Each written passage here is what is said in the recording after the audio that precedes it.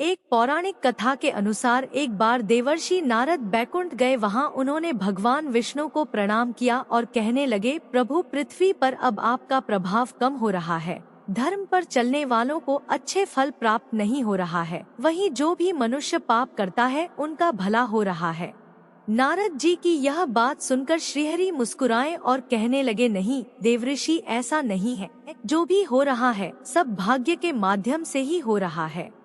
प्रभु का उत्तर ध्यान से सुनते हुए फिर देव ऋषि बोले, मैं तो स्वयं देख कर आ रहा हूँ, पापियों को अच्छे फल मिल रहे हैं और वही भला करने वाले और धर्म के रास्ते पर चलने वालों को बुरा और कष्टदायी समय देखना पड़ रहा है। भगवान ने नारद जी को टोका और पूछा, तुम कोई ऐसी घटना तो बताओ। तब नारद जी ने कहा, अभी मैं एक जंगल से गुजर रहा था हूँ। वहाँ एक गाय दलदल में फंसी हुई थी जिसे कोई बचाने वाला भी नहीं था। तभी एक चोर वहाँ से जा रहा था। वह गाय को फंसा हुआ देखकर भी नहीं रुका और वह उस पर पैर रखकर दलदल वाली जमीन से आगे निकल गया। आगे जाकर चोर को सोने के मोहरों से भरी एक थैली मिली।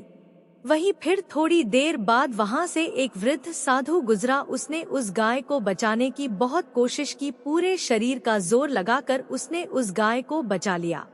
लेकिन मैंने देखा गाय को दलदल से निकालने के बाद हुआ साधु स्वयं एक गड्ढे में गिर गया। अब प्रभु आप ही बताइए, यह कौन सा और कहाँ का न्याय है।